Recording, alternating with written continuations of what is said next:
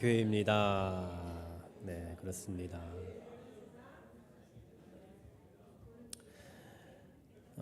목회자에게 있어서 최고의 무기 또는 목회자가 가져야 할 최고의 덕목이 뭐냐라고 묻는다면 아마 설교일 겁니다.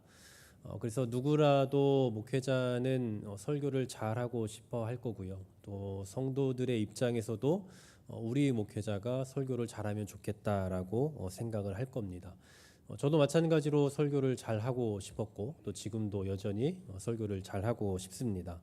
하지만 제가 설교를 잘하고 싶어 하는 이유, 제가 설교를 정말 잘해야 되겠다라고 마음을 먹게 된 그 계기가 있습니다. 그게 언제냐면 어느 날인가 제가 새벽에 이렇게 설교를 하는 중에 꽤 오래 전인데 설교를 하는 중에 이 성도님들의 모습을 보니까 다 피곤해 찌들어서 와서 앉아서 예배를 드리고 있는 그분들의 모습을 보면서 내가 뭐라고 이분들이 이 시간에 이렇게 가만히 앉아서 듣고 있을까라는 생각을 하니까 정말 설교를 성실하게 잘 준비를 해야 되겠다. 짧은 시간이라도 성도들에겐 너무나도 소중한 시간인데 그 시간을 낭비시켜서는 안 되겠다라는 그 생각이 들었고 그때부터 사람이 많건 적건 어떤 환경에서든 설교를 정말 잘 준비해야 되겠다라는 마음에 동일하게 지금도 언제나 동일한 형태로 설교를 준비하고 있습니다. 사실 설교를 잘하고 못하고는 그리 중요한 것 같진 않습니다. 어차피 설교는 제 얘기를 하는 것이 아니고 하나님의 말씀 주어져 있는 텍스트를 제가 대신 대언하는 것이기 때문에 잘하고 못하는 것은 사실은 존재하지 않을 겁니다. 그리고 제가 아무리 노력을 해도 어차피 제가 가진 한계 이상은 갈 수 없다라는 걸 저는 알고 있기 때문에 어떤 설교를 잘하는 어떤 기술적으로 잘하는 것에 그리 많은 관심을 갖고 있지는 않습니다. 하지만 적어도 성도들의 시간을 허비시키지 않고 인생을 낭비시키지는 말아야 되겠다라는 생각에 제가 가진 최대한의 역량을 발휘하려고 노력을 하고 있습니다. 왜 이런 말씀을 드리고 있느냐 하면 목회자로서 갖는 부담 중에 하나가 성도들의 시간, 나아가 우리들의 인생을 허비시키지 말아야 한다라는 그 책임을 가지고 있다라는 사실입니다. 이 마음을 가지고 제가 이제 우리 교회에 오기 전에 이제 기도를 하고 준비를 하는 과정 속에서 이런 생각이 들었습니다. 그동안 우리 담임 목사님 그 철학과 또한 목회적인 방향과 비전 아래서 지금까지 건강하게 또 신앙생활을 해 오셨을 텐데 새로운 리더십이 바뀌어가면서 이분들이 내가 가진 그 어떤 비전과 목회적인 방향과 목회 철학에 공감하지 못하고 그것이 마음에 들지 않는다면 그렇다면 그분에게 있어서 너무나 많은 그 인생의 혹은 신앙적인 그 여정 속에서 너무 많은 그 허비를 제공해 주는 게 아닌가라는 생각이 참 많이 들었습니다. 제가 저도 이제 담임 목사님과는 또 다른 사람이기 때문에 또 제가 가지고 있는 또 다른 목회적인 방향이 있지 않겠습니까? 그 방향을 여러분들이 함께 공감하고 따라와 주면 좋겠는데 누군가는 그것이 마음에 들지 않고 누군가는 꼭 굳이 이래야 되나라는 생각을 하게 된다면 얼마나 큰 손해를 보겠냐라는 겁니다. 좀 더 잘해보고자 또 이제 때가 됐으니까 후임자를 모셨는데 그것이 누군가에게 손해가 된다면 그건 안 되겠다라는 생각이 참 많이 들었습니다. 그래서 어떻게 하면 우리 교회가 정말 건강하게 또 누구나 다 공감하고 누구나 다 같이 유익을 누리면서 함께 그 일을 그 방향을 향해서 전진해 나아갈 수 있을까 정말 신중하게 고민하고 또 기도해 왔습니다. 저도 그동안 사역을 해오면서 제 안에 정립된 나름의 사역적인 방향이나 철학이나 제가 가진 강점들, 약점들 이런 것들을 저 스스로 너무나 잘 알고 있기 때문에 난 이렇게 하고 싶다, 난 이건 좀 어렵다 이런 것들을 저 스스로도 너무나 잘 알고 있습니다. 하지만 이런 거 말고 그냥 우리 교회의 이상천이라는 사람의 스타일을 구현해내고 또 제가 가지고 있는 그 저만의 어떤 방향성을 여러분들이 따라와 주기를 바라는 이런 것이 아니라 우리 모두가 다 동일한 신앙인으로서 동일한 신앙 안에서 하나님 주신 그 비전을 가지고 함께 공유하고 함께 즐겁게 그 길을 걸어갔으면 좋겠다라는 그 생각을 가지고 기도하며 또 준비했다라는 사실입니다. 그리고 마침내 이제 그 방향을 설정을 하게 됐는데요. 그 방향이 바로 우리 앞에 있는 이 현수막에 있는 또 여러분 오늘 새로 나온 주보의 가장 위에 타이틀에 있는 그 내용입니다. 바로 알미 삶이 되고 그리고 세상을 변화시키고 나아가서 부흥을 꿈꾸는 교회, 바로 이런 교회가 되기를 바라는 마음. 제가 그동안 가지고 있었던 뭐 여러 가지 저만의 생각, 목회적인 방향 뭐 이런 것들을 넘어서 또 기존에 우리 교회가 가지고 있던 그런 방향성 등 다양한 것들을 제가 다 같이 고민하고 고려하고 또 그 안에서 하나님께서 우리 한길교회에 주신 비전이 무엇인가를 고민하면서 그렇게 만들어진 비전입니다. 뭐 저조차고 이렇게 하는 것은 절대 아닙니다. 제가 이렇게 할 거니까 앞으로 따라와 주십시오. 이런 거 절대 아닙니다. 하나님께서 우리 한길교회를 통해서 세우고자 하시는 모습은 뭘지, 그리고 어차피 저라는 사람을 또 이곳에 보내셨으면 저라는 사람의 리더십을 통해서 또 우리 교회를 세워가실 텐데 그 세워가시고자 하시는 그 방향과 그동안 나를 그렇게 훈련시켜 오시면서 여기에 오게 하셨던 그 하나님의 계획은 무엇일까를 고민하는 과정 속에서 결국 하나님께서 우리 한길교회가 나아가야 할, 이제부터 나아가야 할 또 다른 방향이다라고 우리에게 허락해 주신 그런 비전이라고 저는 믿습니다. 그래서 오늘부터는 우리가 이 주제를 좀 하나하나 좀 다뤄가 볼까 합니다. 이제 우리 담임 목사님과 제가 격주로 이 말씀을 나누게 될 텐데요. 제가 이 말씀을 나누는 그 기간 동안에는 계속해서 우리가 이 주제에 대해서 어떻게 우리가 삶이 필요하고 어떤 삶이 필요하며 나아가서 어떻게 세상을 변화시켜 갈 것이고 또 어떤 부흥을 꿈꾸는 것이 건강한 부흥인가를 좀 꾸준히 생각을 해보고자 합니다. 우리가 아는 만큼 보인다라는 말을 합니다. 세상은 뭐 학문이든 견문이든 지식이든 무엇이든 아는 만큼 보이고 또 아는 만큼 실천하게 되어 있습니다. 제가 가장 잘 모르는 게 있다면 물론 많이 있지만 그 중에서도 정말 모르는 게 있다면 전 식물에 대해서 정말 모릅니다. 저는 식물에 대해서 더 정확히 말하면 식물에 대한 관심이 없습니다. 그래서 뭐 우리 교회에 꽃이 몇 개가 있고 어떤 꽃이 있고 화분이 몇 개 있고 이런 걸 저한테 물어보시면 전 정말 하나도 모릅니다. 하루에도 교회를 몇 번씩 왔다 갔다 함에도 우리 교회에 꽃이 어디에 있고 식물이 어디에 있고 뭐 어떤 화분이 있는지 저는 정말 모릅니다.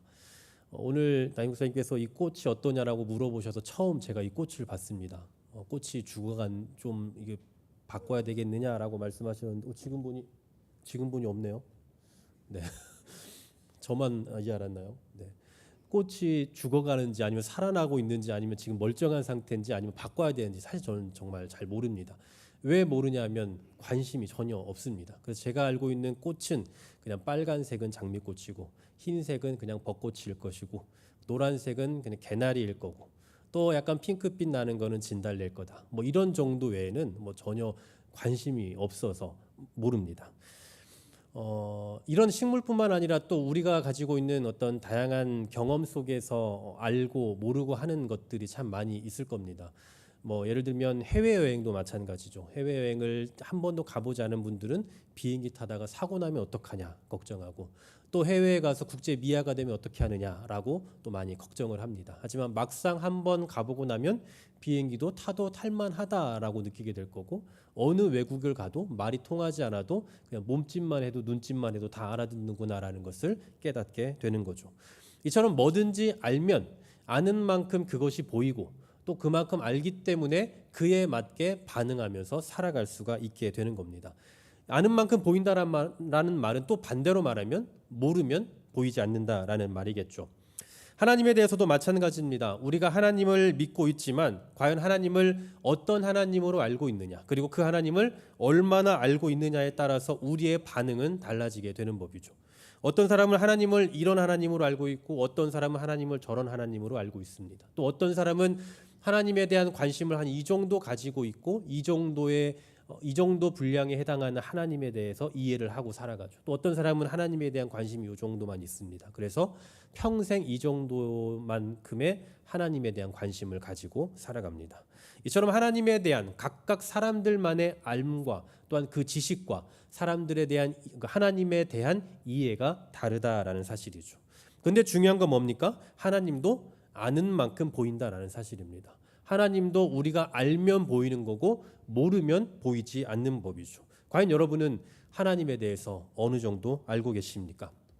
아는 만큼 보이고 그 아는 대로 우리가 살아갈 수 있고 아는 대로 순종할 수 있다라고 말하는데 과연 우리가 하나님에 대해서 얼마나 알고 얼마나 관심을 갖고 있으며 얼마나 그 말씀에 순종하며 살아가고 있느냐라는 사실이죠. 오늘 우리가 읽은 이 시편 74편의 말씀은 이 표제가 아삽의 마스길이라고 합니다. 마스길. 이 마스길이라는 표현은 생각하다, 깨닫다라는 의미를 가지고 있는데요. 이 시편 74편의 주제는 결국 아삽이 깨달은 바, 아삽이 생각한 내용이라고 볼 수가 있을 것 같습니다.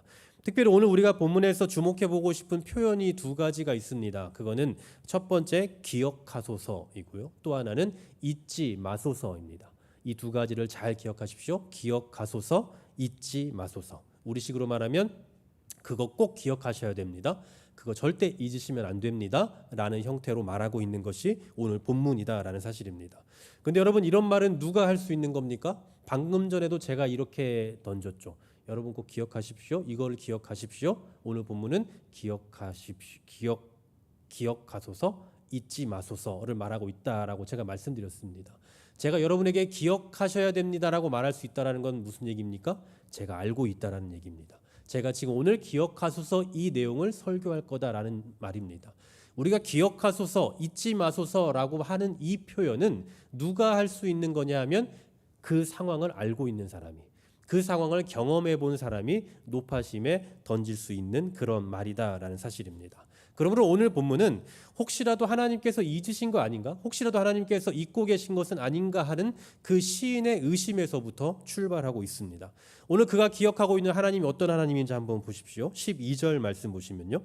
하나님은 예로부터 나의 왕이시라 사람에게 구원을 베푸셨나이다 라고 말씀합니다. 이 하나님은 사람에게 구원을 베푸셨던 분입니다. 과거형을 쓰고 있습니다. 특별히 원문을 살펴보니까 여기에 땅 가운데서라는 표현이 삽입되어 있습니다. 땅 가운데서. 자, 이건 무슨 얘기입니까? 땅 가운데서 하나님께서 이런 구원을 베푸셨습니다라는 말은 하나님께서 언젠가 구원하실 것이다라는 그 추상적인 말이 아니라 이미 어떤 땅에서 하나님께서 구원을 하셨다라는 아주 직접적인 역사적인 사실이라고 고백하고 있는 거죠. 구체적으로 그 사건이 어떤 사건인지 13절, 14절 말씀에서 보여주고 있습니다. 13절, 14절 말씀 우리 같이 한번 읽어보겠습니다. 시작. 주께서 주의 능력으로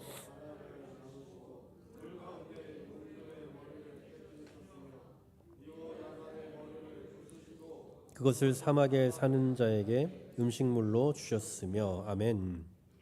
바다는 고대의 혼돈의 상징이었습니다. 그리고 성경에서도 종종 용이 나오고 또 리워야단이라는 짐승이 나오는데 하나같이 다 혼돈의 바다 짐승을 의미합니다. 특히 이 리워야단이라는 짐승은 가나안 신화에 등장을 하고 있습니다. 7머리를 가진 짐승인데 이 가나안 신화에서 나오는 그 이 7머리를 가진 리워야단을 물리치는 존재는 바로 바알이라고 그렇게 기록되어 있죠. 하지만 오늘 시인은 뭐라고 말하고 있습니까? 이 바알이 아니라 바로 하나님께서 이런 혼돈의 짐승들을 깨부수고 계시다라고 고백하고 있는 겁니다. 역사 속에 나타난 수없이 많은 그 혼돈의 상황들이 있었는데 그 혼돈의 상황들을 모두 다 하나님께서 정리해 주심으로 당신의 백성들에게 구원을 베푸셨다라는 그런 고백입니다. 실제적으로 역사 속에서 명백히 사람들이 보고 알 수 있을 만한 그런 형태로 구원을 베푸셨다라는 그런 이야기입니다.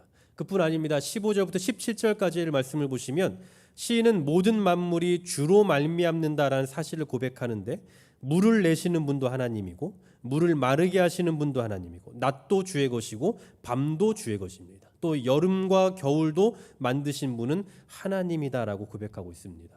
특별히 17절 상반절에 보시면 주께서 땅의 경계를 정하시며 라고 말씀하는데 히브리어로 보면 여기에 모든이라는 단어가 삽입이 되어 있더라고요. 고대 근동에서는 지역신 개념이 있습니다. 그래서 그 지역, 각각의 지역마다 다스리는 신들이 있습니다. 서로 범위를 정해놓고 지역의 경계선을 정해놓고 각각이 다스리는 신들이 있다라고 생각했다라는 말입니다. 하지만 오늘 이 시인은 뭐라고 말하고 있습니까? 하나님에게는 제한이 있다는 겁니까? 없다는 겁니까? 그게 없다라는 거예요. 모든 땅의 경계, 각각의 지역 신들이 다스린다라고 믿는 각각의 모든 땅의 경계를 지금 누가 정하셨다라는 얘기입니까? 하나님께서 정하셨다라는 거죠. 이처럼 시인은 하나님이 어떤 하나님인지에 대해서 아주 구체적이고 명확하게 고백을 하고 있는 겁니다. 그분은 역사 속에서 이런 일을 행하셨고 또 역사를 통해서 이런 분으로 존재하고 계시다라고 표현을 하고 있죠. 여러분 잘 알고 계시다시피 역사는 추상이 아닙니다. 가설이 아닙니다. 역사 속에서 이러한 일이 있었던 것 같더라 이게 아니라 실제로 역사라는 것은 그 해에 그 시대에 그 시점에 그곳에서 일어난 일입니다. 사실이죠. 시인은 이처럼 역사를 근거로 하나님이 계시다라는 것을, 하나님이 일하셨다라는 것을 고백하고 있는 겁니다. 여러분 이건 굉장히 중요한 이야기입니다. 예전에 제가 어릴 때 교회에서 들었던 말들 중에 하나가 이런 말이었습니다. 덮어놓고 믿어라. 그냥 덮어놓고 믿어라. 무슨 말입니까? 묻지도 말고 따지지도 말고 그냥 믿어라 이 얘기죠. 그런데 솔직히 이런 말이 어디 있습니까? 뭘 덮어놓고 믿습니까? 다른 말로 말하면 증거가 없으니, 증명할 수 없으니, 어떻게든 이 증거를 찾으려 해도 찾아낼 수 없으니 그냥 뭐 알려고 하지 말고 그냥 믿어라 뭐 이런 얘기가 아닐까 싶은데요.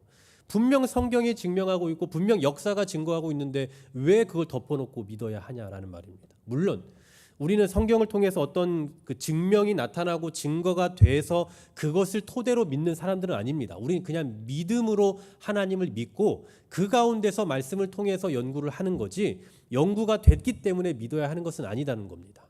그런 의미에서는 덮어놓고 믿는 게 맞겠죠. 하지만 더욱더 믿음을 갖고 더 깊이 있게 연구를 하면서 더 깊이 있게 하나님의 말씀을 상고하고 배워가며 그 안에서 확신을 가져라 라고 말을 해야지, 그냥 덮어놓고 믿어라, 그냥 체험이 중요하다 라고 말하면 우리의 신앙은 이상한 쪽으로 흘러갈 수밖에 없는 거죠. 그래서 우리 신앙은 언제나 뭐가 필요하냐라고 묻는다면 근거가 있어야 되는 법입니다. 그냥 하나님께 기도하면 된다더라가 아니라 성경과 역사 속에서 하나님께서 이렇게 일을 하셨으니 내 삶 가운데서도 이렇게 역사하실 것이다라는 확신을 가지고 나아가야 한다라는 사실입니다. 오늘 시인이 바로 그런 자세로 하나님 앞에 나아가고 있는 거죠. 하나님, 당신은 역사 속에서 이렇게 일하셨던 분 아닙니까? 당신은 역사라는 그 시간에서 그렇게 행하셨던 분이 아닙니까? 하나님께서 역사 속에서 실제로 어떻게 존재하셨고 어떻게 일하셨는지에 대해서 먼저 증명해내고 있다라는 사실입니다. 그러면서 이제 본격적으로 시인은 하나님 앞에 간구를 시작하죠. 무엇을 하느냐? 딱 한 가지입니다. 그 내용은 하나님 살려주십시오 라는 간청입니다. 여기에서 아까 제가 서두에 말씀드렸던 두 가지, 기억하소서, 잊지 마소서, 이 두 가지 제목을 계속해서 반복적으로 표현합니다. 자, 18절 말씀을 보시면 여호와여 이것을 기억하소서라고 말씀하고요. 19절 하반절에 주의 가난한 자의 목숨을 영원히 잊지 마소서. 또 22절 하반절 주를 비방하는 것을 기억하소서. 23절 주의 대적들의 소리를 잊지 마소서라고 말씀합니다. 이미 바벨론에게 철저히 짓밟혀버린 그 상황에서 지금 시인은 이 기록을 쓰고 있는 상황인데, 이때 지금 시인이 간구하고 있는 것은 뭡니까? 기억하소서, 잊지 마소서입니다. 자, 이건 무슨 의미입니까? 절체절명의 위기에서 벗어날 수 있는 길, 그 유일한 구원의 길은 오직 하나님의 개입하심으로만 가능하다라는 것을 인정하고 있는 겁니다. 실제로 시인은 왜 자신들이 이런 고통 가운데 있었는지 너무나 잘 알고 있습니다. 20절 상반절 말씀을 보시면 그 언약을 눈여겨보소서라고 말씀하거든요. 그 언약을 눈여겨보소서. 그런데 이것을 이전 성경인 개역 한글판에 보니까 이렇게 되어 있더라고요. 언약을 돌아보소서. 하나님과 우리의 언약을 한번 다시 돌아봐 주십시오라는 간청입니다.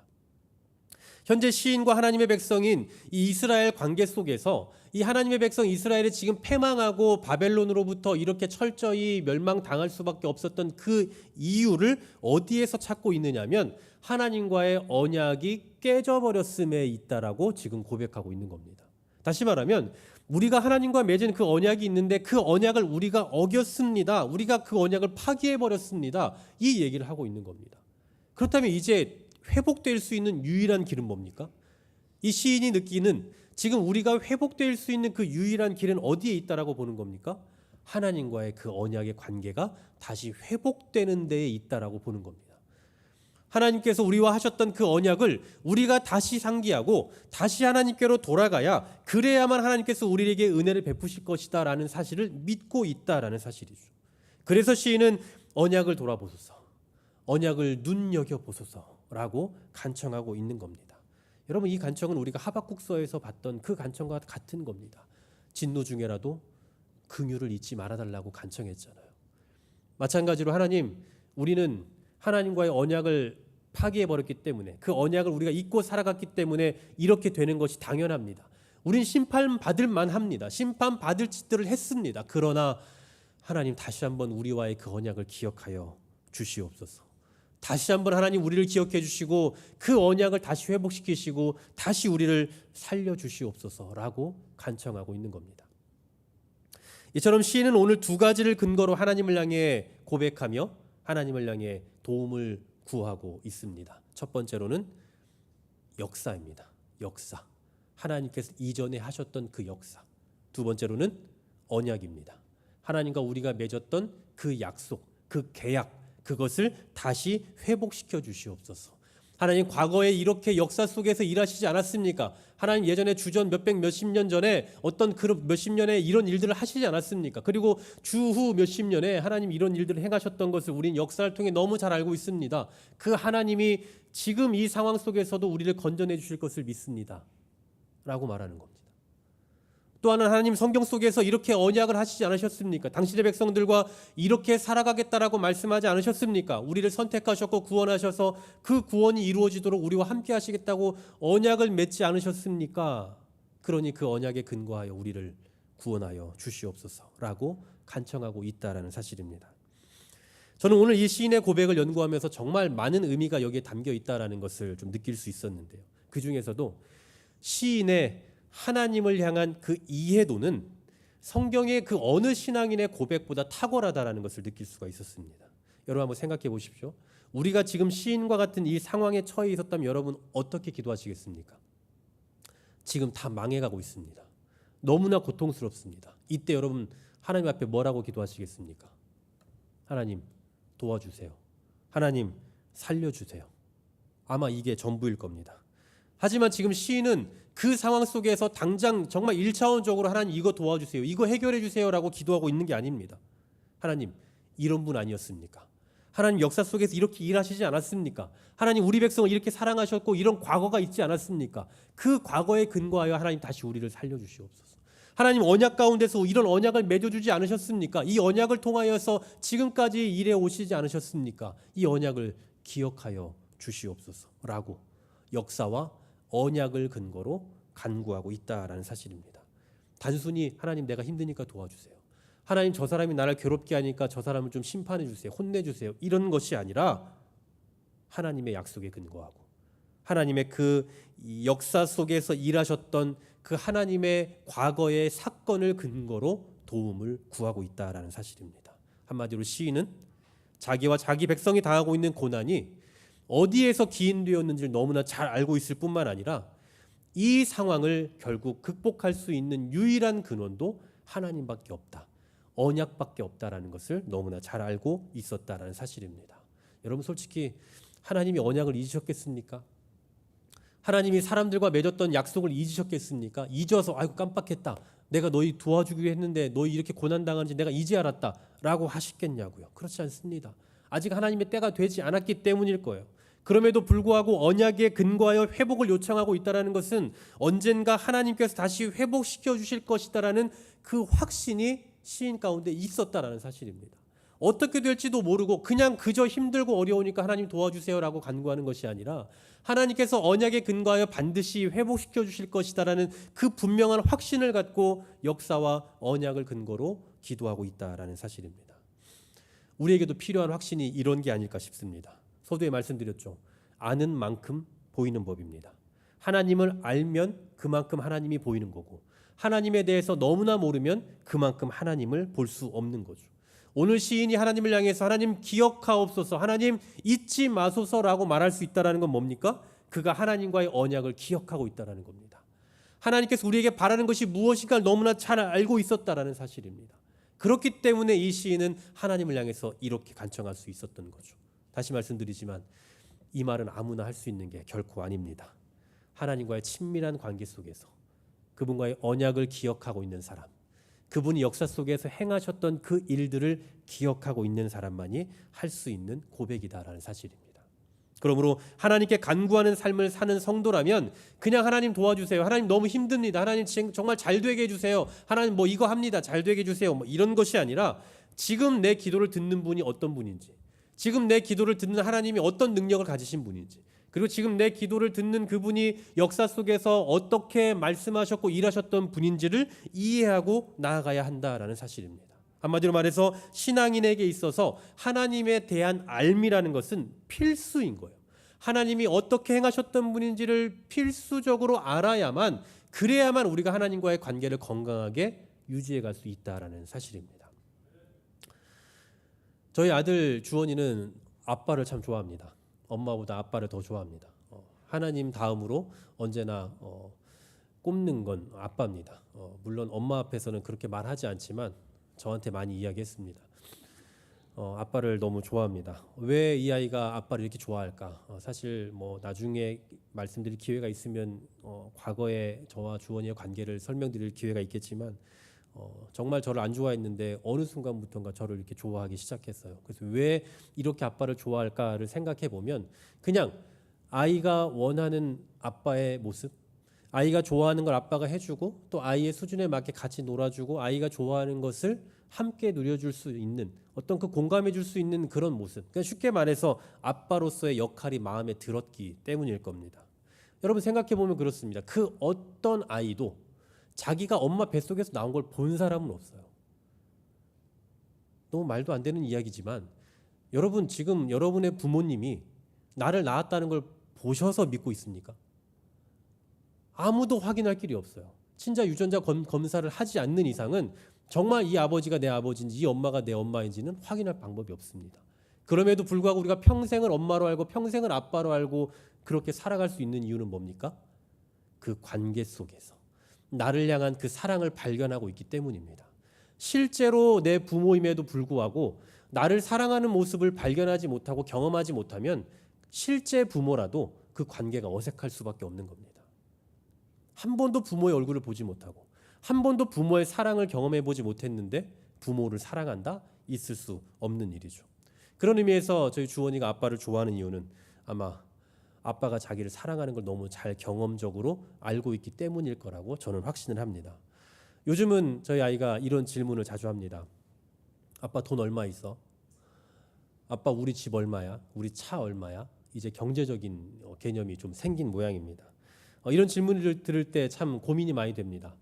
그냥 솔직하게 우리 돈이 없어 라고 말하면 기가 죽을 것 같고 우리 돈이 정말 많아 라고 말하면 이 거짓 소문을 낼까 봐 두렵습니다. 실제로 그런 일도 있었고요.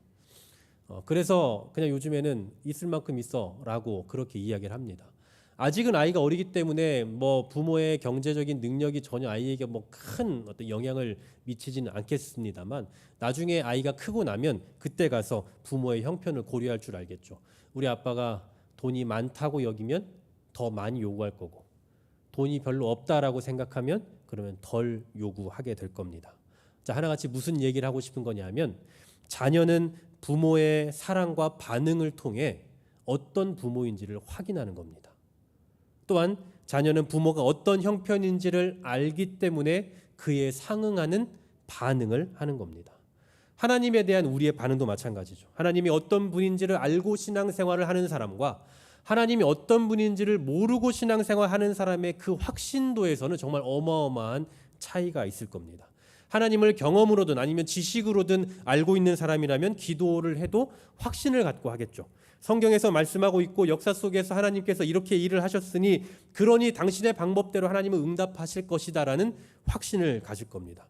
하지만 하나님에 대한 한 번도 경험이 없었다면 그러면 그 신앙의 행위에 있어서도 전혀 확신이 없을 겁니다. 왜냐하면 하나님이 어떤 분인지를 경험해 본 적도 없고 들어본 적도 없거든요.